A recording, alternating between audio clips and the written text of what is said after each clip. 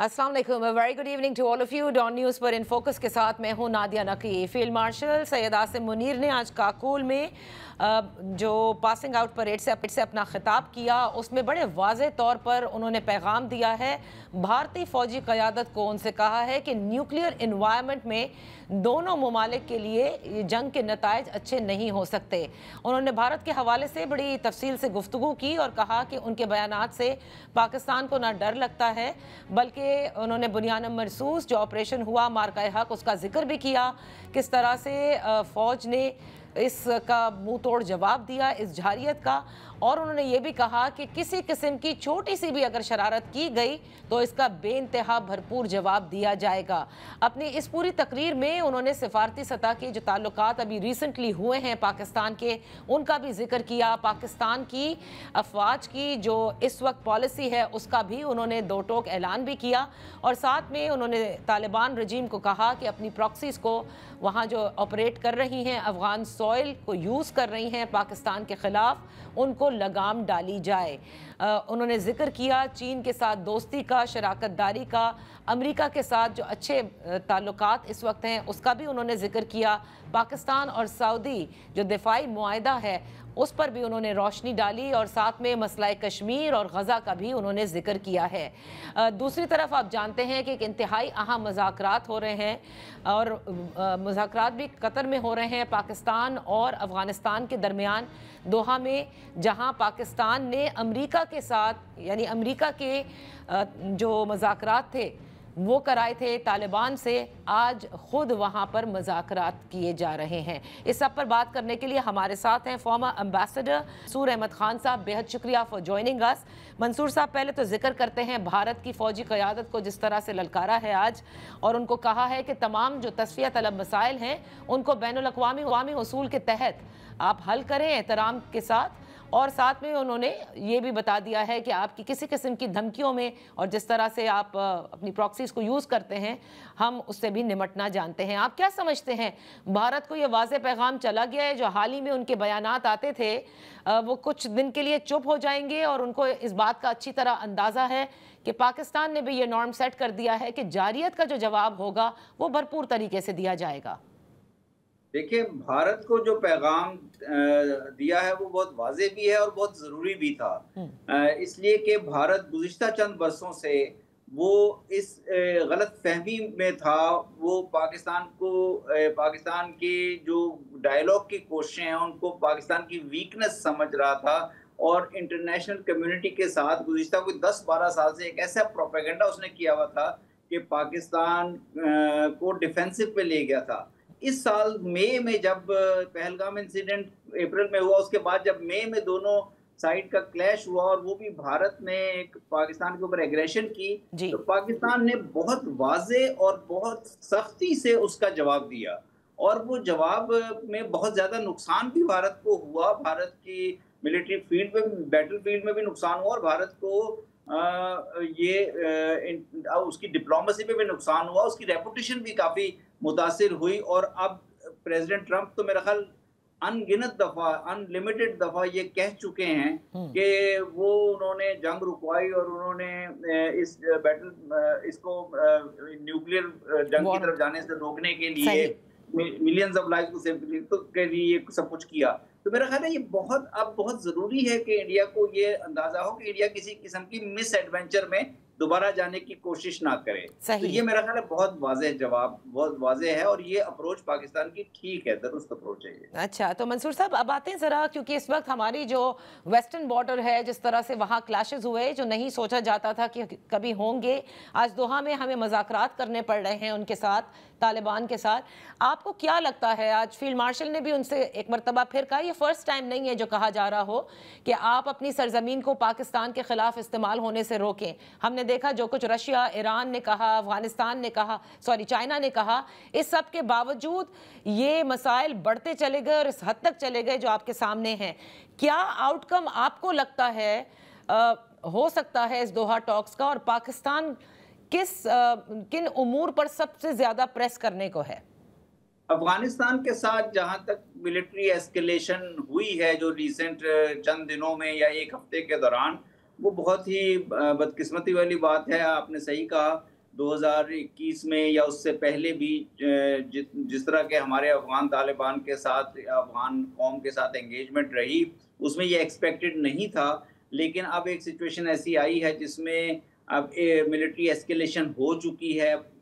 पाकिस्तान की तरफ से भी मिलिट्री स्ट्राइक्स हुई हैं, अफगानिस्तान के अंदर से उनका रिएक्शन है, और हमारे बायलैटरल राब्ते या चैनल्स मुनक़ता हैं, और इसलिए टॉक्स के लिए कतर ने ऑफर की है, और कतर के गुड ऑफिसेस को यूज़ करने के लिए हमें कतर में जाना पड़ रहा है, और वहाँ पे हमारे उनके साथ मुज़ाकरात होंगे। मेरा ख्याल है कि पाकिस्तान को बड़ी क्लियरली एक अप्रोच के साथ चलना चाहिए कि दो चीज़ें हैं। एक तो हम चाहते हैं कि टीटीपी के ऊपर हमें टीटीपी के मामले में और टेररिज्म के मामले में हमें अफगान साइड से क्लियर कोई गारंटीज मिलें, और उसमें अगर कतर कोई हमारी साइड कोई रिटर्न एग्रीमेंट चाहती है या कोई कतर की गारंटीज शामिल हैं तो वो हासिल की जाएं। उसमें कोई मुज़ायका नहीं है, क्योंकि कतर में ही सारा दोहा पीस प्रोसेस भी हुआ था, और उन्होंने अपनी सॉइल को ना यूज करने की गारंटी या अश्योरेंस कराई थी इंटरनेशनल कम्युनिटी को। लेकिन दूसरी चीज जो है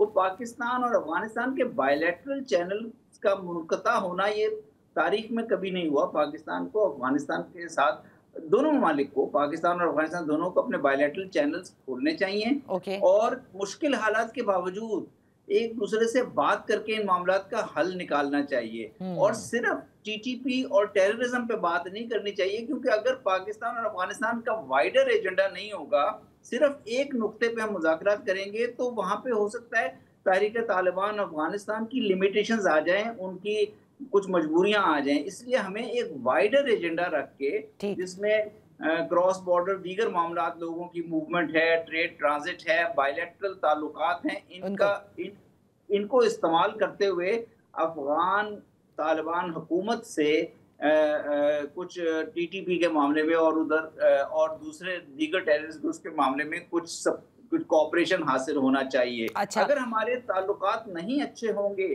अफगान तालिबान हुकूमत से, या जो भी हुकूमत अफगानिस्तान में होती है, तो फिर उनका इंडिया की तरफ टिल्ट करना नेचुरल बन जाता है। नहीं, तो मैं इसी पर आ रही थी मंसूर साहब, क्योंकि मंसूर साहब मैं इस पर आ रही थी। कता कलामी के लिए माफ़ी चाहूंगी कि देखिए, एक अभी तक जितने भी बायलैटरल्स चल रहे थे, जो मुलाकातों का सिलसिला जारी था, बावजूद इसके कि हमारी एक ही डिमांड थी कि please control TTP and stop it being use, stop them using your soil against Pakistan, लेकिन वो नहीं हो सका। भारत आपके ख्याल से किस हद तक ये जो रीसेंट क्लैशेस हैं, और जो रीसेंट हमने देखा कि फितना उल हिंदुस्तान और फितना उल ख्वारिज ने पाकिस्तान के ऊपर अटैक किए, उसमें मुलव्वस किस हद तक है? क्योंकि फॉरेन मिनिस्टर अफगानिस्तान की तालिबान रजीम के जब वहाँ विजिट कर रहे थे, उसी ज़माने में ये तमाम तर क्लैशेस भी शुरू हुए हैं, और बड़ी तेज़ी से हमने देखा है कि पाकिस्तान के खिलाफ अटैक्स किए गए हैं। भारत हमेशा से अफगानिस्तान की सॉइल को पाकिस्तान के खिलाफ यूज़ करने में मुलव्वस रहा है, इंटरेस्टेड रहा है। 2001 से लेकर 2021 तक यूएस और नेटो स्पॉन्सर्ड हुकूमतें थी जब अफगानिस्तान में, तो उन्होंने यहाँ अपने एसेट्स को बहुत ज़्यादा मजबूत किया। 2021 में तालिबान के आने के बाद उनको सेटबैक हुआ, और उन्हें अफगान सॉइल से उनको अपनी एम्बेसीज बंद करके जाना पड़ गया। अपने एसेट्स को भी उस वक्त आर्जी तौर पर मुनक़ता करके उन्हें जाना पड़ गया। लेकिन अब जो उन्हें ये मौका, पाकिस्तान और अफगानिस्तान के जो बाहमी इख्तलाफात हैं, और पाकिस्तान और अफगानिस्तान के दरमियान चूँकि टेररिज्म के मसले पे इत्तफाक नहीं हो सका, तो ये एक उनको दोबारा एक अपॉर्चुनिटी मिली है, और इस अपॉर्चुनिटी को वो पूरी तरह मेरे ख्याल में इससे फ़ायदा उठाना चाहते हैं, पाकिस्तान को नुकसान पहुंचाना चाहते हैं। और इसीलिए मैं कह रहा हूं कि पाकिस्तान को अपने बायलैटरल चैनल्स अफगानिस्तान के साथ, पाकिस्तान और अफगानिस्तान दोनों को अपने बायलैटरल चैनल्स खोलने चाहिए, वरना इंडिया जो है वो ऑलरेडी इंडिया की तरफ से कुछ ऐसी स्टेटमेंट्स भी आई हैं कि वो अफगानिस्तान को असिस्टेंस प्रोवाइड करने के लिए तैयार है। तो ये पाकिस्तान के लिए एक टू फ्रंटल सिचुएशन हो जाती है, जिसमें पाकिस्तान की मिलिट्री स्ट्रेंथ बहुत ज़्यादा है अफगानिस्तान से, लेकिन फिर भी टू फ्रंटल सिचुएशन हमें हर सूरत में अवॉइड करनी चाहिए। और हमारे अफगानिस्तान के साथ इस किस्म के ताल्लुकात नहीं रहे जिसमें पाकिस्तान और अफगानिस्तान एक लॉन्ग मिलिट्री एस्केलेशन में रहे एक दूसरे के साथ। सही, बिल्कुल इंडिया सही। के साथ हमारे ताल्लुकात फर्क हैं, अफगानिस्तान के साथ हमारे ताल्लुकात की नौइयत फर्क है। तो मंसूर साहब, क्योंकि मैंने जिक्र किया था कि अब तक तो हालात ज़रा बेहतर ही चल रहे थे कि ये अचानक से ख़राब हुए, आपको लगता है कि दोहा से ज़्यादा अच्छा होता कि अगर चाइना का जो हमारा ट्राइलैटरल फ्रेमवर्क है हम उस पर बात करते तो और भी बड़ी चीज़ों से बच सकते थे हम?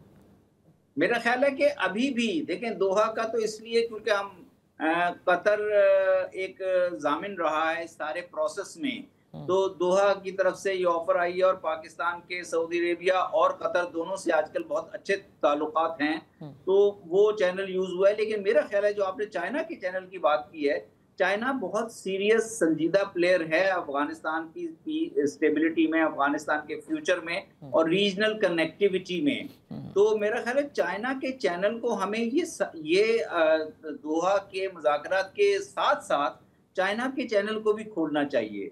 और अफगानिस्तान पाकिस्तान चाइना जो ट्राइलेटरल है उसमें जो प्रोग्रेस हो रही थी, अब उसमें थोड़ा सा तातुल आया है, ये जो मिलिट्री एस्केलेशन हुई है, लेकिन हमें चाइना को दोबारा इन्वॉल्व करके, क्योंकि चाइना की बड़ी जेन्युइन इंटरेस्ट है इस मामले में जी, तो और क्योंकि CPEC-2 का हमने कहा था कि वो अफगानिस्तान तक जाएगा तो उसके बाद फिर ये मामलात हुए। बहुत से इंटरनेशनल एनालिस्ट इसको इस तरह से डब कर रहे हैं कि पाकिस्तान को ज़बरदस्ती अफगानिस्तान के साथ ये क्लैशेस के अंदर रखा गया है और इसमें पीछे अमेरिका है in order to contain China फ्रॉम AFPAC अफेयर्स। इसको कैसे देखते हैं आप? देखें, एक जियोपॉलिटिकल राइवलरी और जियोपॉलिटिकल चेंजेस तो दुनिया में हो रही हैं। ग्लोबल लेवल पे भी आप देख रहे हैं कि अमेरिका की चाइना के साथ, अमेरिका की इंडिया के साथ भी, अमेरिका की रूस के साथ भी एक इख्तलाफात भी चल रहे हैं, डिप्लोमेसी भी चल रही है। और इसी तरह इस सारी जो ग्लोबल राइवलरीज हैं या ग्लोबल जो इक्वेशन इवॉल्व हो रही है मेजर पावर्स के दरमियान, उसका इम्पैक्ट रीजनल लेवल में मिडिल ईस्ट में, यूरोप में और सेंट्रल एशिया में और अफगानिस्तान में भी नजर आ रहा है। तो ये बिल्कुल इस खदशे को हम मुस्तरद नहीं कर सकते कि यहाँ पे एक दोबारा किसी इस एरिया को, अफगानिस्तान को खास तौर पे बैटल फील्ड बनाने की कोशिश की जाए। और अगर कोई इस किस्म की कोशिश होती है कि अफगानिस्तान दोबारा एक बैटल फील्ड बनने जा रहा है, तो पाकिस्तान को कोशिश करनी चाहिए कि उसमें किसी किस्म का फरीक ना बने, क्योंकि अफगानिस्तान में जब भी ये जिहाद हुआ या तालिबान इंसर्जेंसी हुई या उनकी सिविल वॉर थी, पाकिस्तान को उसका नुकसान ही हुआ है, उसका कोई फायदा नहीं हुआ। तो मेरा ख्याल है कि हमें तारीख से सबक सीखते हुए हमें किसी नई बैटलफील्ड का हिस्सा नहीं बनना चाहिए। बहुत बहुत शुक्रिया फॉर्मर एम्बेसडर मंसूर अहमद खान साहब हमारे थे इन फोकस में। वक्त हुआ है यहाँ पर एक ब्रेक का।